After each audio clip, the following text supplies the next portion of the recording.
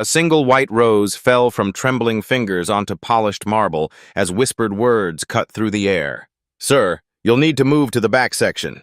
Command Sergeant Major James Washington stood ramrod straight, his weathered face betraying no emotion despite the sting of the coordinator's words. After traveling 300 miles to Arlington National Cemetery, the 72-year-old retired veteran wasn't about to be relegated to some distant viewing area where he couldn't properly honor Colonel Robert Hayes, the man who'd saved his life in Vietnam and remained his friend for over 5 decades. "I'm here for Colonel Hayes," Washington said, voice steady as he presented his military ID. "I served with him in '68. The young white coordinator barely glanced at the identification before pointing toward a section far from the burial site. "That's the designated viewing area, sir. We need to keep the main section clear for family and special guests." Washington's eyes narrowed slightly as he noticed several white veterans being escorted to prime positions near the grave. Their IDs received careful scrutiny before they were ushered forward with respectful nods. The morning sun glinted off Washington's silver star and the row of medals adorning his perfectly pressed dress uniform, a uniform he'd spent 3 hours preparing last night. "Colonel Hayes was my commanding officer," Washington explained, reaching into his breast pocket to retrieve a weathered photograph. "We served together in the Mekong Delta. I was with him when he took that bullet." The image showed 2 young soldiers, one black, one white, arms around each other's shoulders despite the mud and exhaustion etched on their faces. Hayes's right arm was bandaged, his uniform stained with what was undoubtedly blood that the black and white photo mercifully obscured. "I understand, sir, but I have my instructions." The coordinator's voice remained polite but firm as she gestured again toward the distant section. "The ceremony begins in 20 minutes. Washington slipped the photo back into his pocket, his mind flashing to that day in 1968. They'd been ambushed while on patrol. Hayes had shoved Washington down just as gunfire erupted, taking a bullet in the shoulder that had been meant for Washington's head. In the 5 decades since, they'd never missed each other's important life events. When Hayes made colonel, Washington had been there. When Washington's wife died 3 years ago, Hayes had stood beside him at the funeral. "He promised to be front and center at my funeral someday," Hayes had joked afterward, trying to lighten the moment. "And I expect the same from you, James." Now Washington watched as the cemetery filled with high-ranking officers, politicians, and Pentagon officials. Colonel Hayes had gone on to become a respected strategist whose battlefield innovations had saved countless American lives. This wasn't just any military funeral. It was a significant event attended by generals and dignitaries. Among the arriving officials, Washington spotted a black officer with the stars of a major general, Marcus Davis, according to the program. Washington didn't know him personally, though the name sounded vaguely familiar from military publications. As Washington considered his options, he noticed he wasn't alone in his treatment. 2 other black attendees, one in uniform, were similarly directed away from the main ceremony. The coordinator's assistant muttered something about keeping things organized and following protocol as they processed the growing line. When Washington tried again to explain his connection to Hayes, the coordinator cut him off. "Sir, these are the rules. I need to keep the line moving. Please proceed to the designated area." Washington's jaw tightened almost imperceptibly.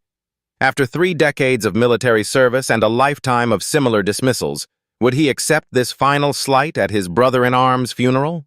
"I won't be moving to the back section."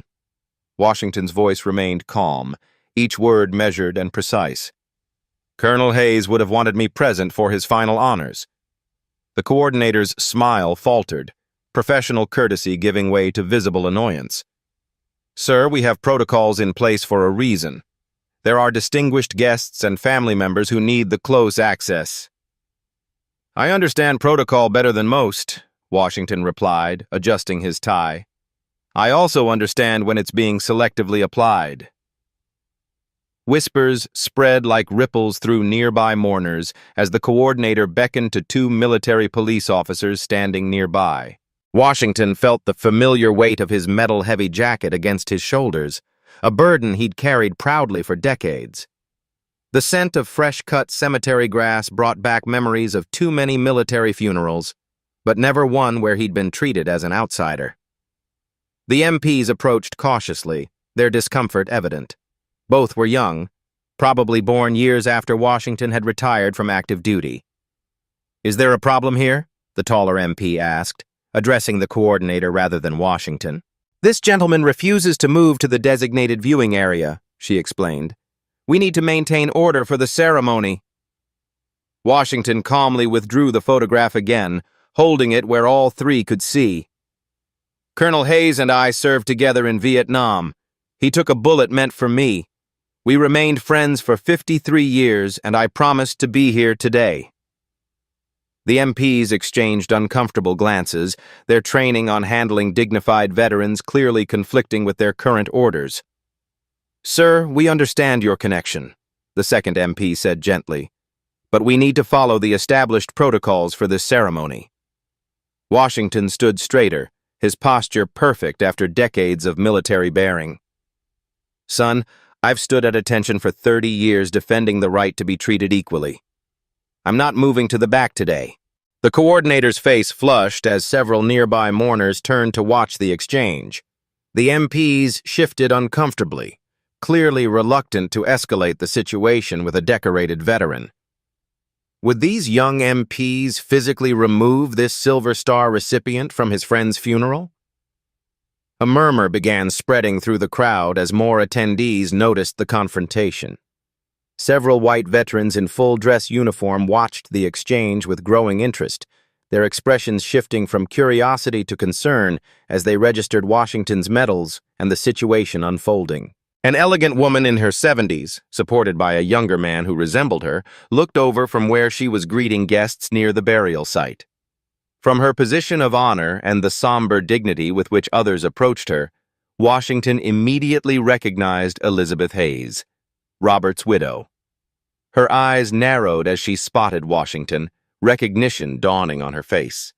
They'd met numerous times over the decades at military functions and family gatherings. She whispered something to her son and began moving in Washington's direction. The funeral coordinator stepped between Washington and the approaching MPs. "Sir, you're causing a scene that dishonors the deceased. Please respect Colonel Hayes' memory by complying with our procedures."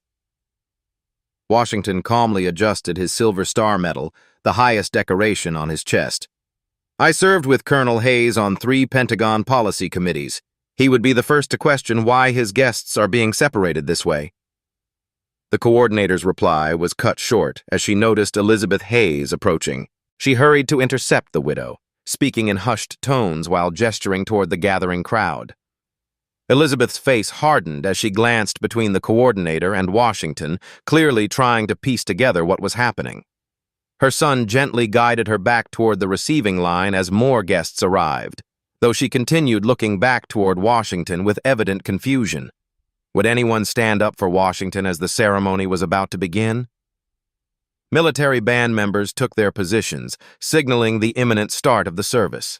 Guests began moving toward their seats as Washington remained standing at the perimeter, still locked in silent standoff with the funeral staff. As the final minutes ticked by, Washington noticed a young black lieutenant approaching the check-in table, official military ID in hand.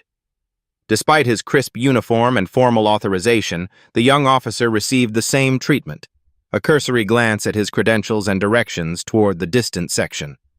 Something shifted in Washington's expression. This wasn't just about him anymore. With deliberate calm, he straightened his jacket and began walking toward the main ceremony area.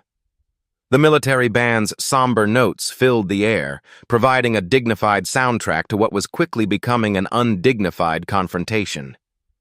Washington's measured footsteps crossed the manicured grass as he felt the cool metal of his service medals against his palm.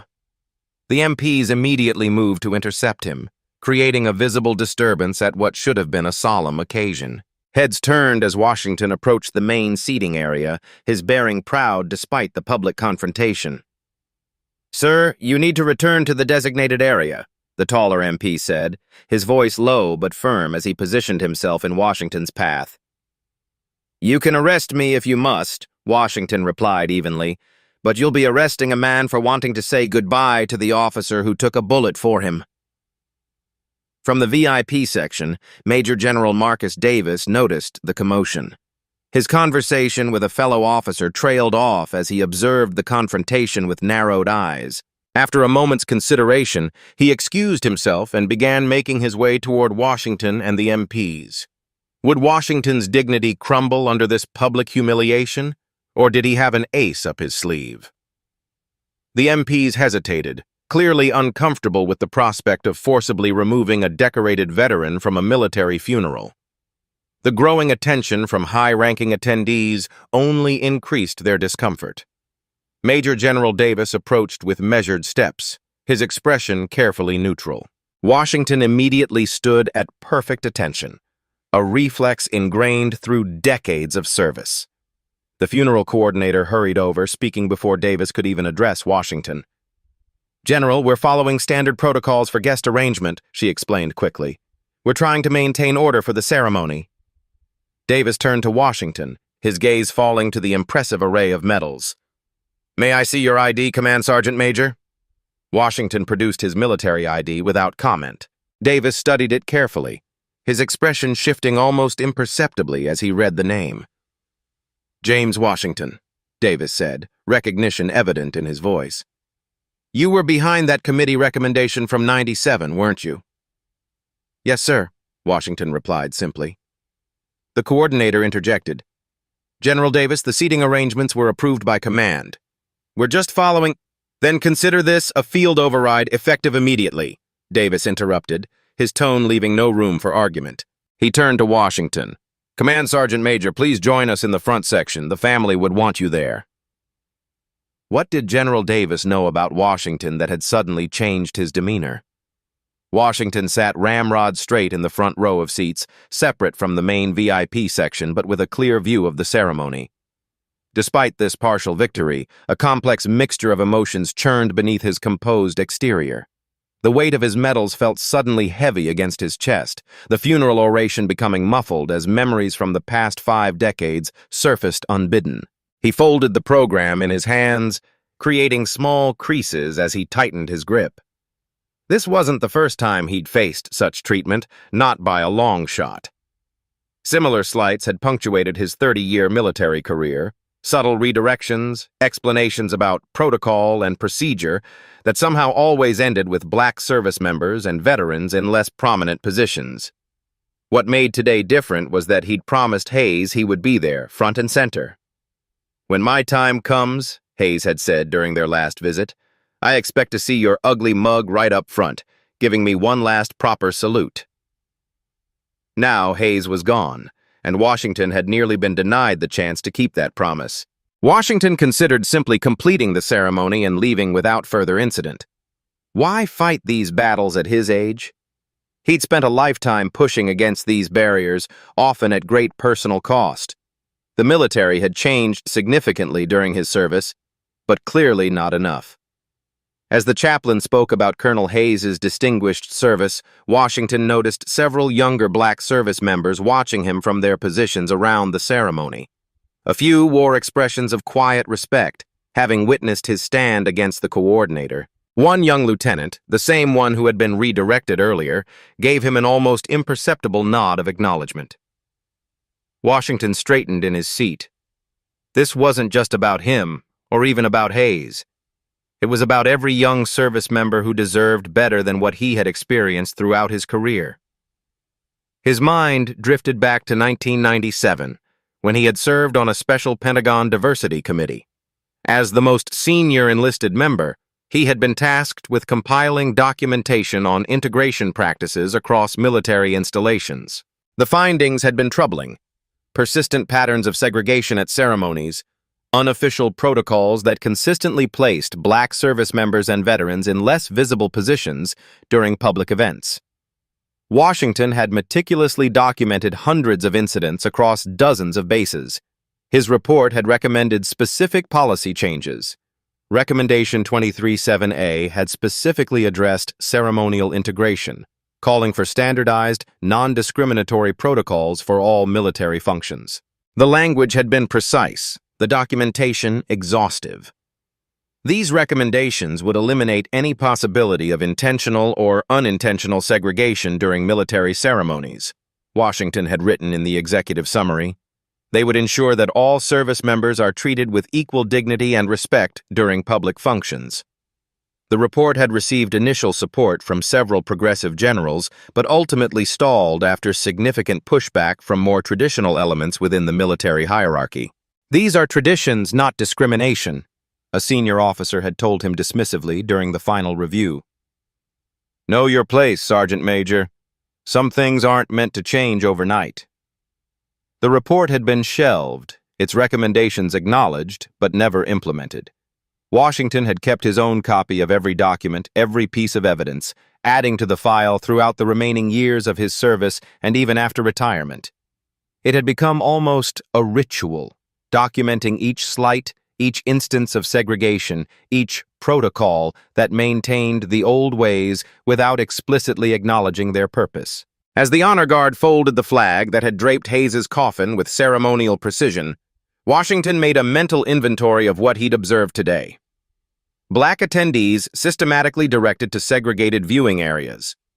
Credentials checked differently based on race. Protocols cited without specific reference to any actual written policy. He noticed General Davis watching him from the VIP section, his gaze thoughtful. Something about their brief interaction nagged at Washington. Davis had recognized his name, specifically mentioned the 1997 committee. Few people remembered that work. It had been deliberately buried, after all.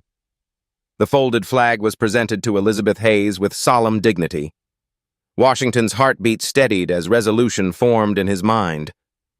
He could taste the unspoken words he'd held back for too long. This pattern of discrimination had persisted for decades, hiding behind tradition and unwritten rules. Washington had spent his career documenting it while working within the system. Perhaps it was time for a different approach, not just for himself, but for every young service member watching how their elders were treated. As the ceremony concluded, Washington remained in his seat until the main party of dignitaries began to disperse. Major General Davis was speaking with a group of officers near the gravesite, but his eyes occasionally drifted toward Washington. Rather than approaching the family immediately, Washington made a deliberate path toward Davis, bypassing the coordinator who had caused the earlier confrontation. Davis seemed to anticipate this, excusing himself from the group of officers as Washington approached. The distinguished murmur of the departing crowd provided a backdrop to their meeting, with Washington's pulse steady in his throat as he came to attention before the general. The scent of polished brass and lingering gunpowder from the ceremonial rifles hung in the air. "Command Sergeant Major Washington," Davis said, extending his hand. "I wish we were meeting under better circumstances." "As do I, General," Washington replied, his handshake firm. "Thank you for your intervention earlier." Davis nodded, his expression becoming more serious. "That shouldn't have been necessary. What happened today was unacceptable."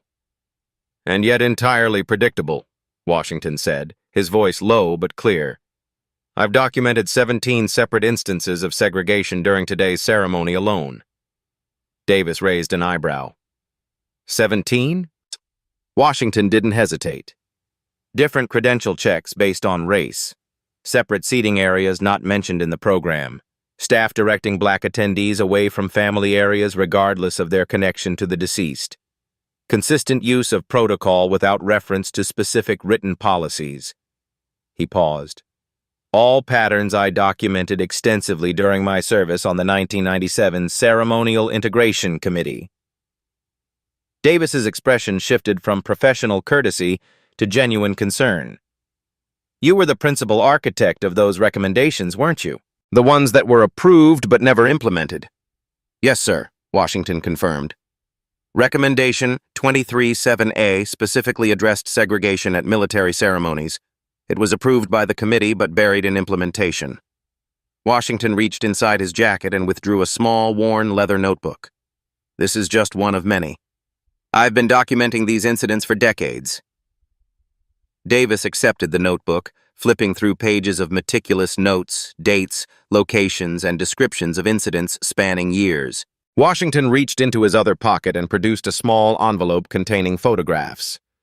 These span ceremonies at 12 different installations over the past 15 years, Washington explained, as Davis examined images showing identical segregation patterns at multiple bases. I have digital records going back further, 237 documented incidents in total. Davis looked up sharply. You've been building a case file. For a potential class action lawsuit, yes, Washington acknowledged, though that's not my preferred outcome.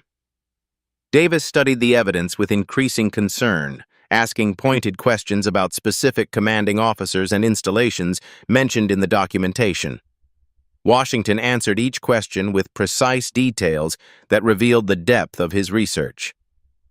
I'm not interested in lawsuits, General, Washington said finally. I'm interested in fixing what's broken before another generation inherits it.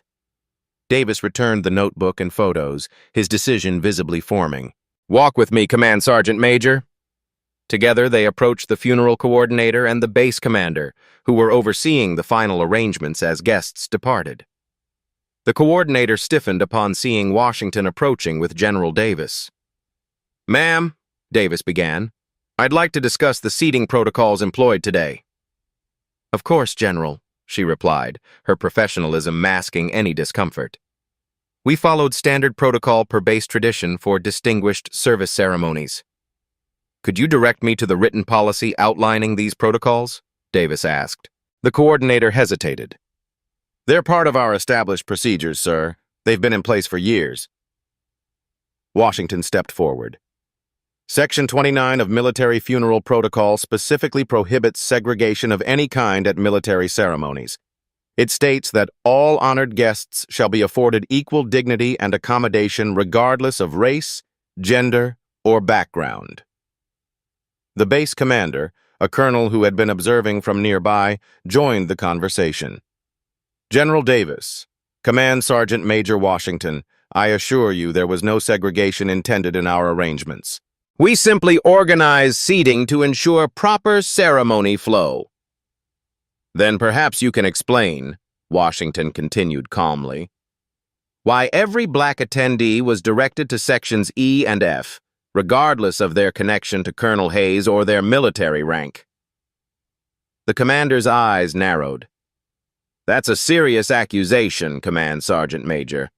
Are you suggesting our staff deliberately segregated guests? I'm not suggesting anything, sir, Washington replied. I'm stating a documented fact. I observed 17 separate instances during today's ceremony alone. Washington methodically cited each applicable regulation violated by the current practices, his decades of service in military administration evident in his comprehensive knowledge of the protocols. With each citation, the coordinator's attempts to justify the procedures weakened.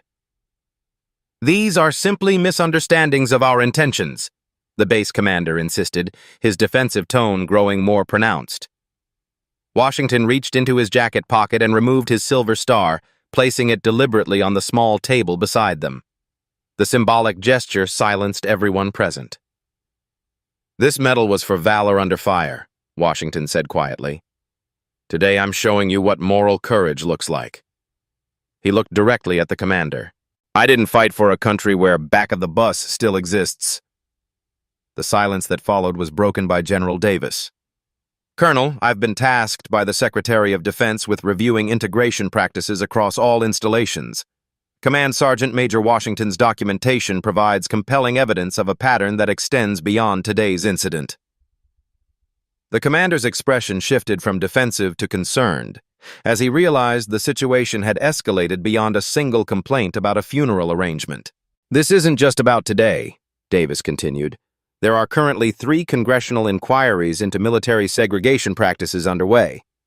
The testimony and evidence Command Sergeant Major Washington has compiled will be central to those investigations. Several white veterans who had witnessed Washington's earlier confrontation approached the group. One stepped forward, a retired colonel based on his dress uniform. General, I'd like to offer my witness statement regarding what I observed today, he said. I noticed the same pattern Command Sergeant Major Washington described. As did I, added another veteran. I found it disturbing enough that I took photos of the seating arrangements." The base commander glanced between the growing group of witnesses, his confident demeanor crumbling. "General Davis, I assure you I had no knowledge of any discriminatory intent in our protocols. These procedures were in place when I assumed command." "This stops today," Davis replied firmly. "Not next week after a review, not after consulting command. Today." Elizabeth Hayes approached the group, her son supporting her elbow. Her eyes were red from crying, but her expression was resolute. "I couldn't help overhearing," she said. "James, Robert would have been appalled by how you were treated. He spoke often of your friendship." She turned to the base commander. "My husband spent his career fighting for equality within the ranks. This dishonors his memory." The commander seemed to shrink under her gaze. "Mrs. Hayes, please accept my deepest apologies. We intended no disrespect." "Intentions matter less than actions, Colonel," she replied. "And your actions today speak volumes." How would the base commander respond now that he was cornered by regulations, evidence, and a superior officer? "General Davis, Command Sergeant Major Washington," the commander began, visibly regrouping. "There appears to have been a misunderstanding of protocols. Our staff was following established procedures without questioning their origins or implications." "A convenient explanation," Washington observed. "Yet these misunderstandings consistently result in the same outcome." Washington calmly produced a copy of his original 1997 report from his briefcase. "This report predicted exactly these misunderstandings, Colonel. It outlined how segregation could persist through seemingly neutral language and traditional practices without explicit discriminatory policies." Davis took the report, examining its yellowed pages. "I want immediate access to all ceremonial protocol documents for this base. Every written policy, every memo, every training document." "Of course, General," the commander agreed quickly. "I'll have them assembled immediately." "In my office," Davis specified. "Within the hour." As the commander hurried away to comply, other black veterans who had witnessed the confrontation began approaching Washington. One elderly man in a Vietnam veteran's cap spoke quietly to him. "I've attended 3 funerals here in the past year," he said. "Same thing every time. Never said anything because I figured that's just how it is." "That's how it was," Washington corrected gently. "I've spent 50 years being polite about disrespect. Today, we're going to be honest instead." A review of the base protocol documents revealed exactly what Washington had documented: a systematic pattern of segregation hidden within seemingly neutral language.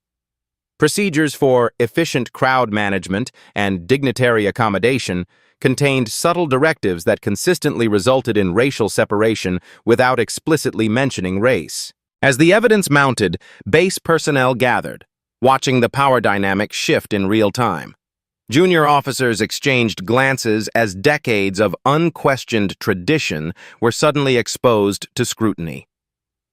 General Davis called an emergency meeting of all base senior officers, including those who had conducted the funeral. The base conference room quickly filled with concerned officers as word spread about the ongoing investigation.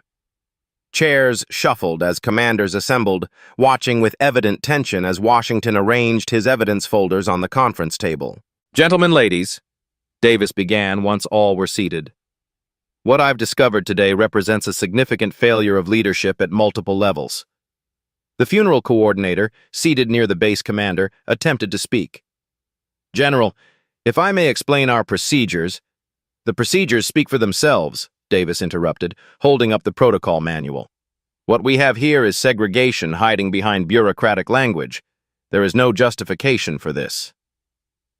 Washington presented his documentation methodically, walking the officers through the pattern he had observed not just today, but across decades of military ceremonies. His hands remained steady as he placed photographs and witness statements on the table, his voice never rising despite the gravity of his accusations. "When we took our oath," Davis said after Washington concluded, "it didn't include except when it's inconvenient or unless it's tradition. Discrimination has no place in our military, whether explicit or implicit." The base commander, looking increasingly uncomfortable, leaned forward. General Davis, Command Sergeant Major Washington. I want to be clear that I inherited these protocols. Had their implications been brought to my attention previously? That's precisely the problem, Davis interrupted. No one questioned procedures that were obviously resulting in segregation. That failure of leadership extends from the top down. Davis stood, his decision made. Effective immediately, I am issuing a base-wide protocol revision. All ceremonial procedures will be reviewed and rewritten to ensure equal treatment of all service members, veterans, and guests. The assembled officers shifted uncomfortably as Davis continued. Furthermore, I am ordering an immediate audit of all ceremonial protocols across all base operations, not just funerals, but award ceremonies, parades, and official functions. Any procedure that results in segregation, intentional or otherwise, will be eliminated. Davis turned to Washington. Command Sergeant Major Washington, I am creating an oversight committee to implement these changes. I would like you to serve as a civilian consultant to ensure the new protocols align with the recommendations you made years ago. Washington nodded his acceptance, aware of the significance of this moment. Several of the younger officers around the table looked relieved, while some of the older commanders appeared resistant but remained silent. Colonel, Davis addressed the base commander directly, you will issue a public apology to Command Sergeant Major Washington and any other veterans affected by these discriminatory practices. Yes, sir, the commander replied stiffly. One more thing, Davis added. Command Sergeant Major Washington's case has helped break open a larger investigation into military ceremony discrimination. I've been informed that 3 other base commanders have been placed under review for similar practices. The tension in the room thickened as officers realized the implications extended far beyond their installation. The Secretary of Defense's office has been notified, Davis continued, and the Congressional Oversight Committee has requested a full briefing on our findings. Washington sat quietly, watching decades of work finally bearing fruit. His shoulders relaxed slightly for the first time since arriving at the cemetery that morning. Through the base headquarters windows, the afternoon sun cast long shadows across the grounds where Colonel Hayes had been laid to rest. After the meeting, Elizabeth Hayes approached Washington in the hallway. James, Robert would be proud of what you did today. Her eyes were red, but her voice was steady. I've requested a special memorial event to redo the ceremony the right way. Will you help me plan it? It would be my honor, Elizabeth, Washington replied. The base commander approached them, his manner subdued. Command Sergeant Major Washington, Mrs. Hayes, I owe you both an apology. I inherited these protocols but never questioned them. That failure of leadership is on me. Washington studied the man's face, recognizing genuine remorse. Recognition is the first step toward change, Colonel. What matters now is what you do with that recognition. Later that afternoon, as Washington prepared to leave the base, he noticed a group of young service members watching him from across the parking lot. The black lieutenant, who had also been redirected at the funeral, approached and saluted. Command Sergeant Major Washington, he said. What you did today, it matters to us, more than you know. Washington returned the salute. Lieutenant, change doesn't happen without witnesses willing to speak up. Remember that. The next morning, Washington received a call from General Davis. Command Sergeant Major, I wanted to update you personally. The protocol documents you provided have initiated a comprehensive review of ceremonial practices across all military branches. That's more than I expected, General, Washington admitted. Your documentation was irrefutable, Davis replied. The patterns you identified existed at multiple bases across different commands. This wasn't isolated. It was systemic. Washington felt a weight lifting from his shoulders, a burden he'd carried for decades without fully acknowledging its toll. What happens next? I've been authorized to form a special task force, Davis explained. We'll be reviewing integration practices at every major installation. The Secretary of Defense wants recommendations within 30 days. Washington nodded to himself. Those recommendations already exist, General. They've been sitting in a file cabinet since 1997. Not anymore, Davis assured him. Your report is now on the Secretary's desk. He's particularly interested in Recommendation 23-7A. After hanging up, Washington sat at his kitchen table, emotion finally breaking through his composed exterior. 50 years of military service, and only now was his most important work being recognized. His phone buzzed with a text message from an unknown number. CSM Washington, this is Lieutenant Marcus Reynolds, the lieutenant from today. Just wanted to say thank you again. Several of us younger officers have been documenting similar incidents but didn't know how to address them. You've shown us the way. Washington typed a reply. Documentation is only the first step, Lieutenant. The next is ensuring those records don't sit in a drawer for 25 years. Over the following days, news of what had happened at Arlington spread throughout military circles. Washington received calls from veterans he hadn't spoken with in years, some sharing similar experiences, others expressing support. A reporter from Army Times contacted him for a statement, but Washington politely declined. This wasn't about publicity, it was about fixing a broken system. 2 weeks later, he returned to the base for a scheduled meeting of the newly formed Oversight Committee. As he approached the security checkpoint, the guard, a young white soldier, snapped to attention and saluted with unexpected reverence. Command Sergeant Major Washington, the guard said. It's an honor, sir. Washington returned the salute, momentarily taken aback by the reception. As he entered the administration building, he noticed something had changed.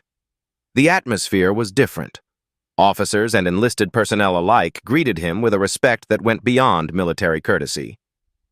In the conference room, the base commander was already waiting with General Davis and several staff officers. On the table lay a stack of revised protocol documents. Command Sergeant Major, the commander began, before we start, I wanted you to know that we've completed the initial review of our ceremonial procedures. Every instance of discriminatory language or practice has been identified and removed. Washington nodded but reserved judgment. I'll need to review the changes myself. Of course, the commander agreed. That's why you're here. He slid a folder across the table. We've also instituted a mandatory training program for all personnel involved in ceremony planning. No more inherited procedures without understanding their implications. General Davis smiled slightly. The commander has been surprisingly thorough, James. I think you'll approve of the changes. Washington spent the next 3 hours meticulously reviewing the revised protocols. The new language was clear, specific, and entirely neutral regarding race or background. Seating arrangements, greeting procedures, and honors were now standardized across all categories of guests, with only family members receiving special consideration. This is comprehensive, Washington acknowledged finally. It should be, the commander replied. We used your 1997 recommendations as our template. As Washington drove away from Arlington that evening, he reflected on the day's events. The confrontation hadn't been planned. He had simply come to honor his friend. But sometimes, he realized, the most important battles find you when you least expect them. What began as one man's stand at a friend's funeral had catalyzed changes that would affect countless service members for generations to come. These were the real-life stories that rarely made headlines but transformed institutions from within. Quiet revolutions fought with documentation and persistence rather than violence. Washington thought about the young lieutenant and the other black service members who had witnessed his stand. They wouldn't have to spend decades documenting discrimination only to be ignored. They could build on the foundation he had laid, push further than he had been able to go. That, he decided, was the most fitting tribute he could offer to Robert Hayes, ensuring that the country they had both risked their lives to defend lived up to its highest ideals. 1 month later, Washington returned to the base as an honored guest. The freshly painted signs directing guests to ceremony areas no longer contained the subtle codes that had previously segregated attendees.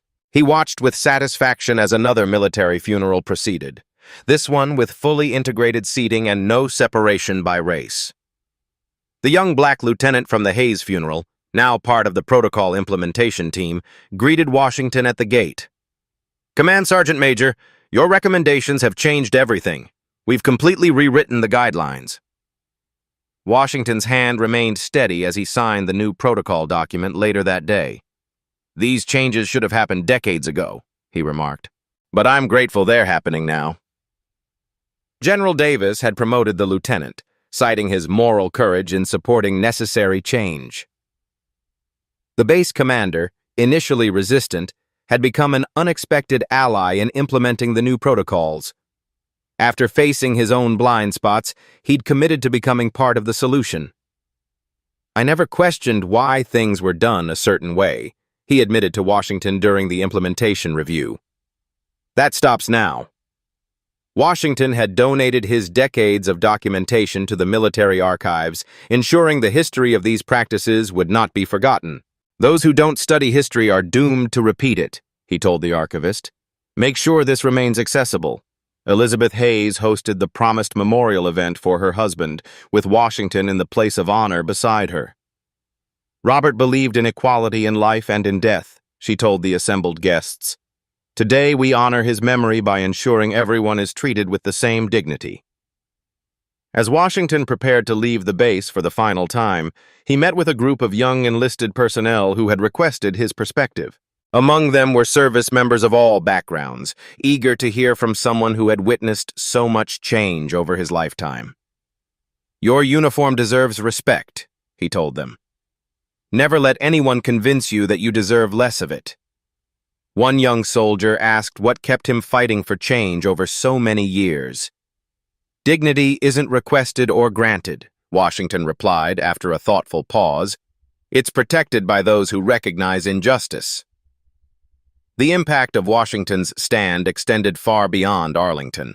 Within 3 months, all major military installations had revised their ceremonial protocols following the template established by his 1997 recommendations. Congressional hearings brought to light dozens of similar cases, creating momentum for broader reforms throughout military culture. The Army Times published a feature article titled, "The Long March to Equality," chronicling Washington's decades-long effort to document and challenge discriminatory practices. Other veterans came forward with their own stories, creating a comprehensive record of both progress and persistent challenges. Lieutenant Reynolds, inspired by Washington's example, established a mentoring program for junior officers, focused on recognizing and addressing systemic inequities. The Washington Protocol, as they called it, taught young leaders to document discrepancies, cite applicable regulations, and pursue change through proper channels.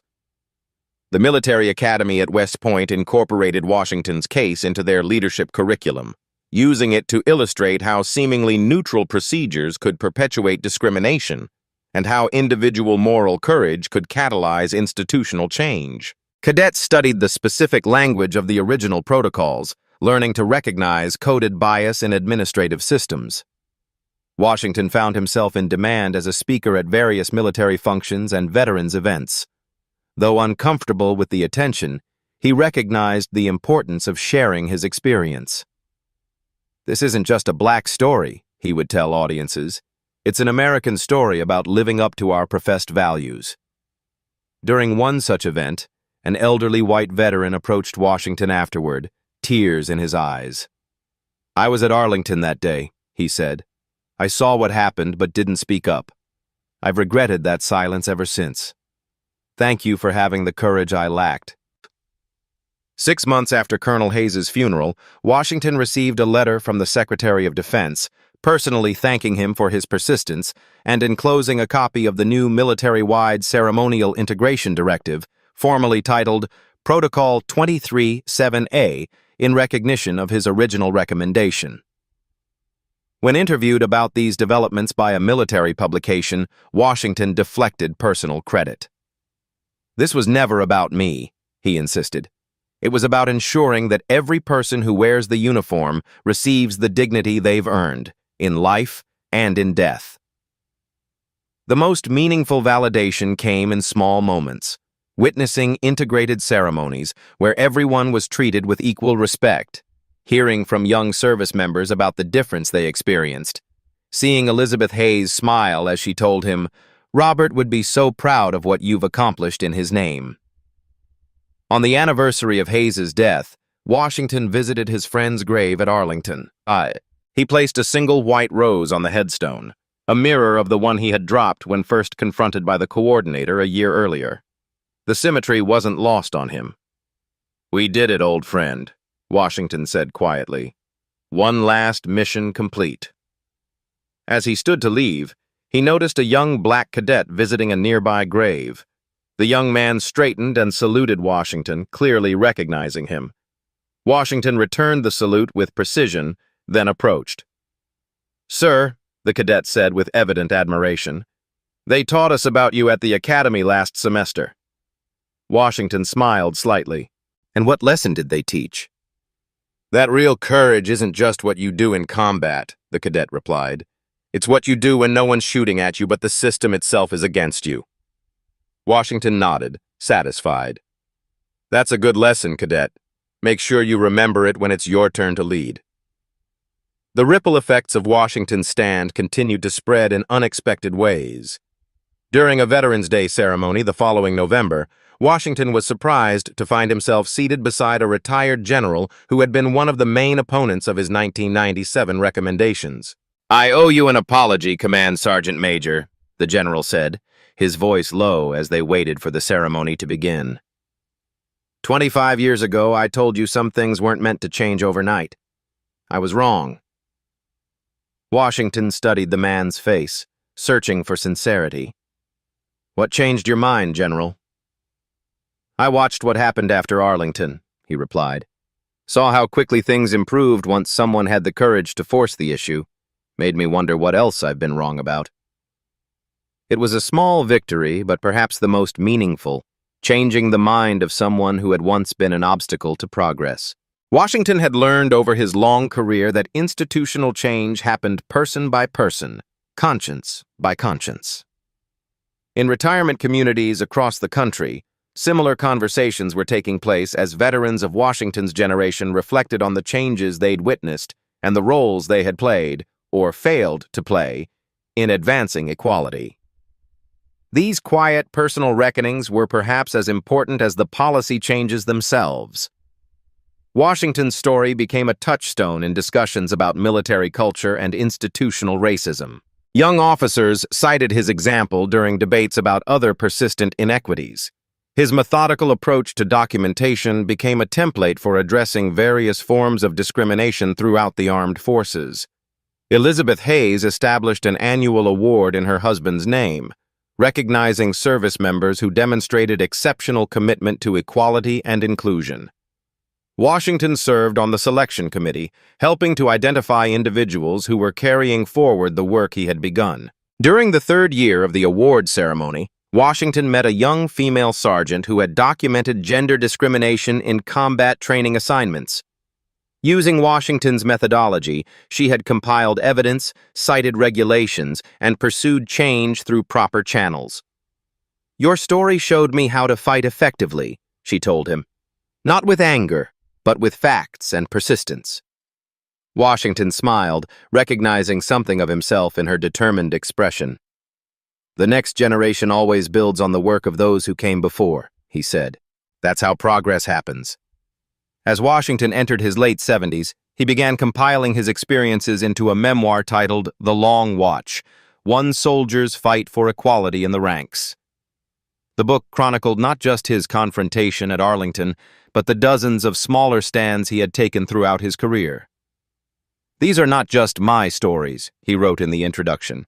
"They belong to every service member who has ever had to fight for the respect they've already earned. I share them now in the hope that future generations will face fewer such battles, but will be better equipped to win them when they come." When a reporter asked if Washington felt his work was finished, the old veteran shook his head. "The work is never finished," he replied. "But it doesn't all have to be done by the same people. I've carried my part of the load. Now I'm passing the baton." On his 80th birthday, Washington received a surprise visit from General Davis, now serving in the Pentagon. Davis brought news that the military-wide integration protocols that had grown from Washington's stand at Arlington were being expanded to address other forms of subtle discrimination. "Your ripple has become a wave," Davis told him, "and it's still spreading." Washington thought about the young black lieutenant who had been redirected at Hayes's funeral, now a major on track for his own command. He thought about the cadets at West Point studying his case, learning to recognize injustice before it became entrenched. He thought about the uncomfortable conversations happening in officers' clubs and veterans' halls across the country. Change didn't happen in a single dramatic moment. It happened in thousands of small decisions, in questions asked and assumptions challenged, in procedures examined and traditions reconsidered. Washington had spent his life planting seeds of change. Only now, in his final years, was he witnessing the full harvest.